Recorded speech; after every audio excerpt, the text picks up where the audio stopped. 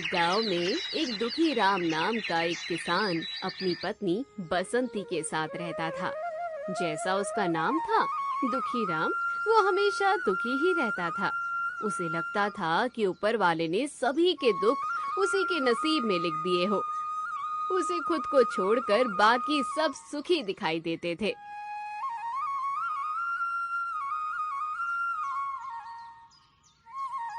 अरे बाप रे, ये आदमी कितना सोता है। सुनिए, उठिए ना, आपको खेत पर काम करने के लिए नहीं जाना है क्या? अरे सुनिए तो सही, अगर ऐसा ही चलता रहा तो फिर हमारा घर कैसे चलेगा? उठिए। बसंती के बार बार कहने पर दुखी राम उठता है। अरे भाग्यवान, तुम्हें मुझसे क्या परेशानी है? तुम मुझे चैन से सोने क्यों नहीं देती हो? तुम्हें तो कहते हुए भी शर्म आनी चाहिए। सूरज सर पर आ गया है। गांव के सभी किसान अपने खेतों पर काम करने के लिए निकल गए हैं और तुम तो जो घोड़े बेचकर सो रहे हो। अब जल्दी से खेत पर जाओ। ठीक है भाग्यवान, मैं जाता हूँ। पता नहीं ऊपर वाले ने सभी के दुख मेरे भाग्य में क्यों लिखे हैं। ना ही मैं चैन से सो पाता हूँ और ना ही कुछ अच्छा खा पाता हूँ, और इतनी मेहनत करने के बावजूद भी मेरे हाथ में कुछ नहीं आता है। ओहो, तुम फिर से शुरू हो गए। अब समझ में आया है कि सासू माँ ने तुम्हारा नाम दुखी राम क्यों रखा है, क्योंकि तुम हमेशा अपने जीवन में दुखी रहते हो। तुम्हें हमेशा दूसरों की थाली में घी दिखता है और तुम खेत पर जाते क्यों नहीं हो? ठीक है भाग्यवान, अब मैं खेत पर जा रहा हूँ। इतना कहकर दुखी राम अपने खेत की ओर निकल जाता है। आखिर ये दुखी इंसान का क्या होगा, ऊपर वाला ही जाने। मैं अकेली आखिर क्या क्या संभालूं? घर, खेती सब तो ही संभाल रही हूँ। दुखी राम अपने खेत पर पहुंचकर कहता है, कल रात को इतनी बारिश हुई, मगर पता नहीं मेरी जमीन की तो ठीक से सिंचाई भी नहीं हुई। लगता है मेरे खेत में बारिश कम हुई है। अरे दुखी राम, ये तुम क्या कह रहे हो कि तुम्हारे खेत में बारिश कम हुई? तो क्या तुम्हारी और बारिश की दुश्मनी है क्या जो तुम्हारे खेत में बारिश कम हुई? बारिश तो हर जगह बराबर ही हुई है। देख नहीं रहे हो मुझे फावड़ा चलाने में कितनी आफत हो रही है, और खुद ने तो आधा खेत खोद दिया। अरे दुखी राम, मैं अपने खेत में सुबह से लगा हूँ और तुम अभी अभी आए हो। शिकायत छोड़ो और अपना काम करो। अरे जाओ जाओ, बड़े आए मुझे ज्ञान देने वाले। मेरी तो किस्मत ही फूटी है। सुबह सुबह बिल्ली जो रास्ता काट गई थी। थोड़ी देर बाद दुखी राम अपने घर की ओर जाता है। आप आ गए? आपने इतनी जल्दी खेत की जुताई कर ली? अब भाग्यवान, मैं तुम्हें क्या बताऊं। पता नहीं कल इतनी तेज बारिश हुई, मगर हमारी जमीन की तो ठीक से सिंचाई भी नहीं हुई। जमीन इतनी कड़क थी कि उस पर फावड़ा चल ही नहीं रहा था। पता नहीं ये सब मेरे साथ ही क्यों होता है। हे भगवान, ये किस आदमी से मेरा पाला पड़ा है जो हमेशा अपनी किस्मत को लेकर बहाने बनाता रहता है। हे भगवान, ये आदमी का मैं क्या करूं? भाग्यवान, मैं सच कह रहा हूँ, मेरी बातों का यकीन करो। तुम चुप रहो। अब मुझे तुम्हारी बातें कुछ नहीं सुननी है। आज चूल्हे में जलने के लिए बिल्कुल भी लकड़ियाँ नहीं है, तो तुम एक काम करो, जंगल से कुछ लकड़ियाँ लेकर आओ। भाग्यवान, अब मैं जंगल की ओर लकड़ियाँ लेने जाऊँ, मगर अभी तो मैं खेत से आया हूँ। कह तो तुम ऐसे रहे हो जैसे खेत को पूरा जोत कर आए हो। अब चुपचाप जंगल से कुछ लकड़ियाँ लेकर आओ। फिर दुखी राम वहाँ से निकल जाता है और दुखी राम एक नदी के किनारे बैठ जाता है और अपनी जिंदगी को कोसने लगता है। क्या बेकार जिंदगी है इंसान की, और मेरी जिंदगी तो परेशानियों से भरी है। और इतने ही बीच में दुखी राम की नजर वहाँ एक पेड़ पर बैठे बंदर पर पड़ती है। क्या मस्त जिंदगी है ये बंदर की। मुझे ये देखकर मजा आ गया। ये बंदर तो राजा जैसी जिंदगी जीते हैं। ये कभी इस पेड़ से छलांग लगाकर उस पेड़ पर, और न ही इन्हें कोई जिंदगी की परेशानी है। काश मैं ये इंसान ना होकर एक बंदर होता। हे भगवान, अब मुझे ये इंसानी जीवन नहीं जीना है। मुझे इस बंदर की तरह कभी इस पेड़ से छलांग लगाकर उस पेड़ पर जाना है और आज़ादी से अपना जीवन जीना है। मुझे ये मनुष्य का जीवन नहीं जीना है। मुझे मजे की जिंदगी चाहिए, ये बंदर की तरह। इतने ही बीच में दुखीराम को एक साधु की आवाज आती है।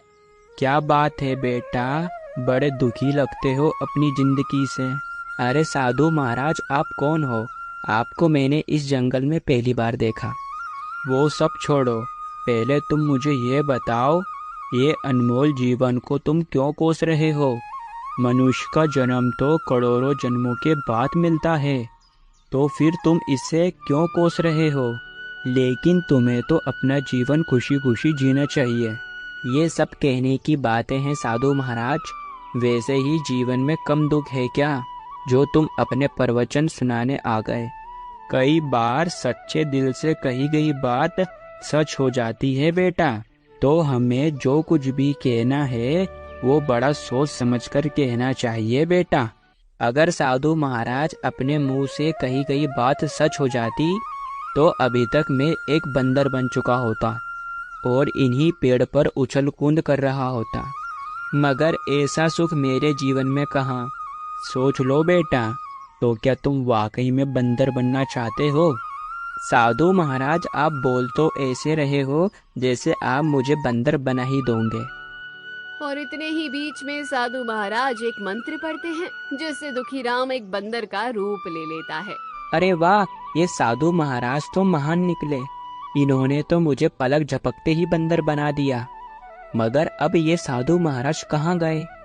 मगर अब मुझे उन साधु महाराज से क्या लेना देना? अब मैं एक बंदर बन गया हूँ। अब आएगा ना असली जीवन का मजा। जब मन हो तब कुछ खाओ और अपना जीवन खुशी खुशी जियो। अरे आज सुबह से मैंने कुछ नहीं खाया, अब मेरा कुछ खाने का मन हो रहा है। एक काम करता हूँ, गांव की ओर चलता हूँ, वहीं से मैं कुछ चुरा कर खाऊंगा। दुखीराम बंदर का रूप लेने के बाद बड़ा ही खुश होता है। इतना कहकर दुखीराम गांव की ओर निकल पड़ता है और वो रामू के घर में जा पहुंचता है। अरे यहाँ पर तो कितने ताजे ताजे फल रखे हैं, वो भी रामू के। आज सुबह सुबह खेत पर मुझे खूब ज्ञान दे रहा था। अब देखो इन फलों को मैं कैसे गायब करता हूँ। और दुखीराम चोरी छिपे रामू के आंगन से कुछ फल चुरा कर भाग जाता है।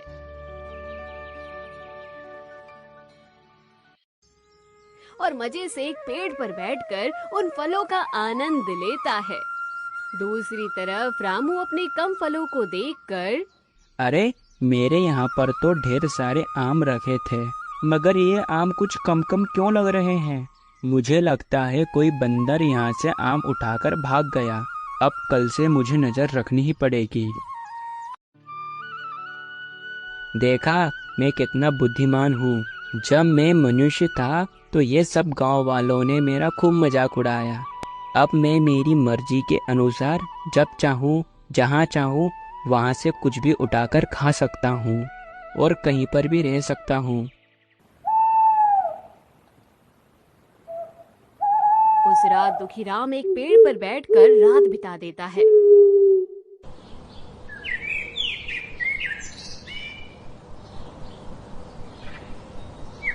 फिर अगली सुबह, अरे इस पेड़ पर बैठकर हवा लेने का मजा ही कुछ और है।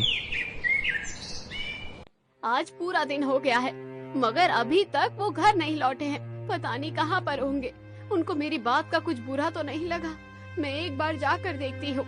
इतना कहकर बसंती दुखीराम को ढूंढने लगती है। फिर उसे रामू दिखता है।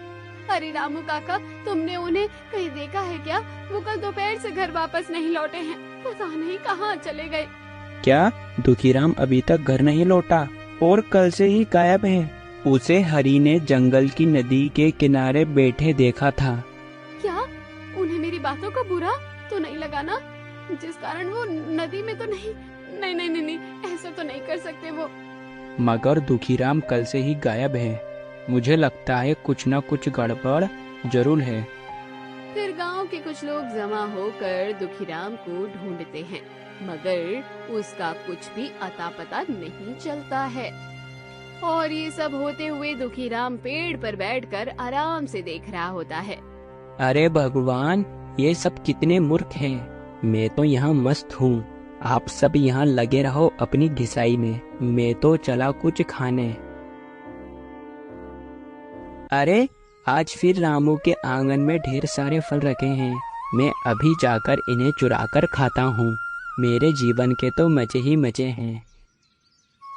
दुखीराम इतना कहकर उन फलों के पास ही जा रहा था कि इतने में वहाँ रामू आकर दुखीराम को डंडे से अच्छे से पिटाई करने लग जाता है। अरे अरे रामू, मैं दुखीराम हूँ, मुझे मत मारो। मैं अब तुम्हें कैसे समझाऊं? बदमाश बंदर, वो तू ही है जो हर रोज मेरे फल उठाकर जाता है। आज मैं तुझे अच्छे से सबक सिखा देता हूँ। दुखीराम जैसे तैसे अपनी जान बचाकर वहाँ से भाग जाता है। चल भाग यहाँ से, आज की बात मेरे घर के आसपास दिखना भी मत। अरे भगवान, कोई जानवर को इतनी बेरहमी से मारता है क्या? ये रामू ने तो मेरी हड्डी पसली एक कर दी।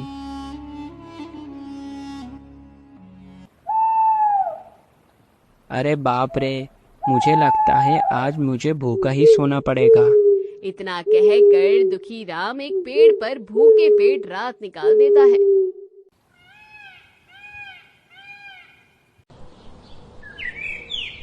फिर अगली सुबह, हे ऊपर वाले, कल तो मेरे पेट में अन्न का एक दाना तक नहीं गया, मगर आज मुझे कुछ न कुछ खाने लायक मिल ही जाना चाहिए। इतने ही बीच में वहाँ एक बंदर आता है और दुखीराम से कहता है, अरे ओ बंदर, तेरी इतनी हिम्मत कैसे हुई जो तू मेरे इलाके में आकर मेरे ही पेड़ पर सो रहा है? अरे ओ बंदर, ये जंगल क्या तुम्हारे अकेले का है? इस जंगल पर सबका अधिकार है, तुम्हारे अकेले का अधिकार नहीं है। अरे मुझे लगता है तू हमारे इलाके में नया नया आया है, तुझे समझाना ही पड़ेगा।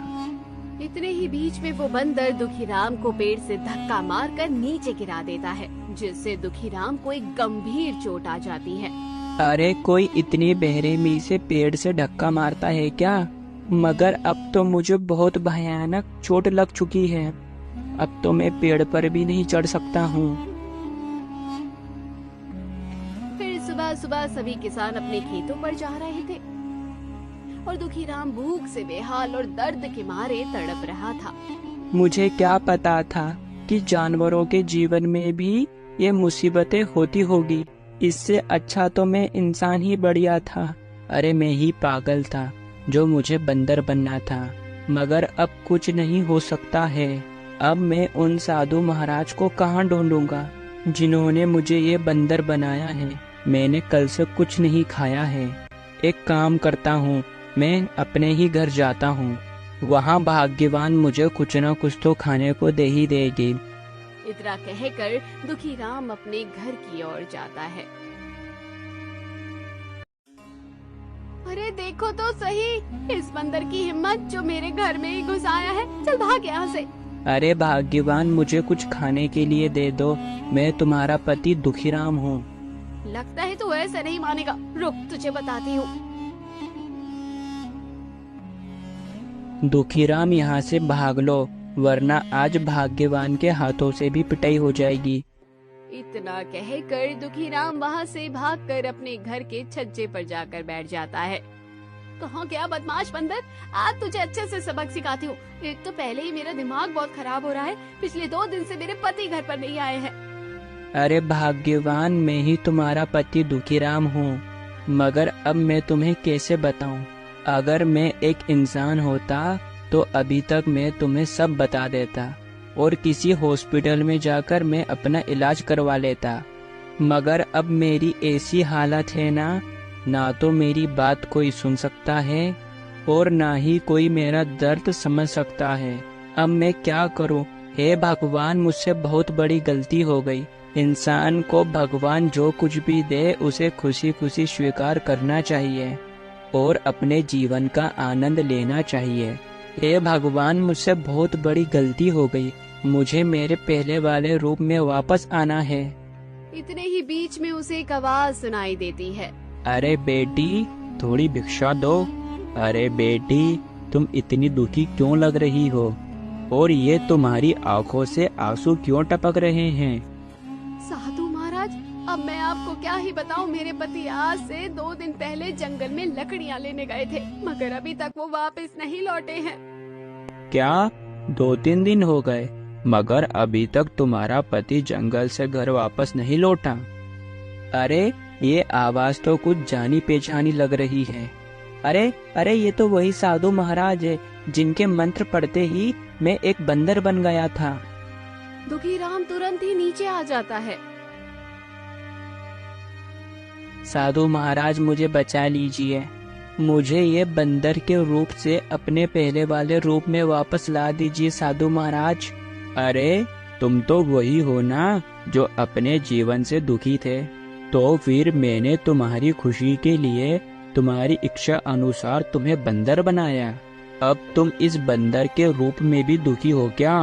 अरे साधु महाराज, अब मैं आपको क्या बताऊं, मेरी मति मारी गई थी जो मैं अपने जीवन से दुखी था। मगर साधु महाराज, अब मुझे पता चल गया है कि भगवान हमें जो कुछ भी दे हमें उसे खुशी खुशी स्वीकार करना चाहिए और अपना जीवन खुशी खुशी जीना चाहिए। मुझे लगता है अब तेरी अक्ल ठिकाने पर आ गई है।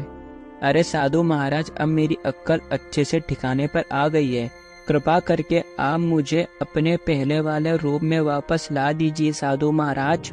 अब मुझे इस बंदर के रूप में घुटन हो रही है। और इतने ही बीच में साधु महाराज एक मंत्र पढ़ते हैं। अरे आप यहाँ कैसे? अच्छा बेटी, यही तुम्हारा पति दुखीराम है। हाँ साधु महाराज, यही है मेरे पति। मगर साधु महाराज, ये सब क्या चल रहा है, मेरी तो कुछ समझ नहीं आ रहा है। अरे बेटी तू चिंता मत कर, मैं तुझे अभी सब समझाता हूँ। साधु महाराज ने बसंती को सारी बातें बताई।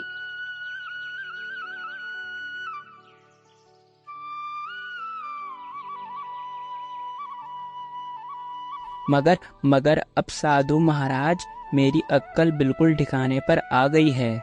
हमें जितना कुछ मिले हमें उसी में ही खुश रहना चाहिए। साधु महाराज, मुझे इस बात की बड़ी ही खुशी है जो आपके कारण आज मेरे पति की अक्ल ठिकाने पर आ गई है। ये हमेशा अपनी खुशहाल जीवन को कोसते रहते हैं, मगर अब इन्हें सब समझ में आ गया है। हमें अपने ये बहुमूल्य जीवन को भगवान का शुक्रिया अदा करते हुए हंसी खुशी अच्छे कर्म करते हुए जीना चाहिए। तो दोस्तों, कहानी यहीं खत्म हुई। कहानी कैसी लगी कमेंट बॉक्स में जरूर बताइए, चैनल को जरूर सब्सक्राइब कीजिए।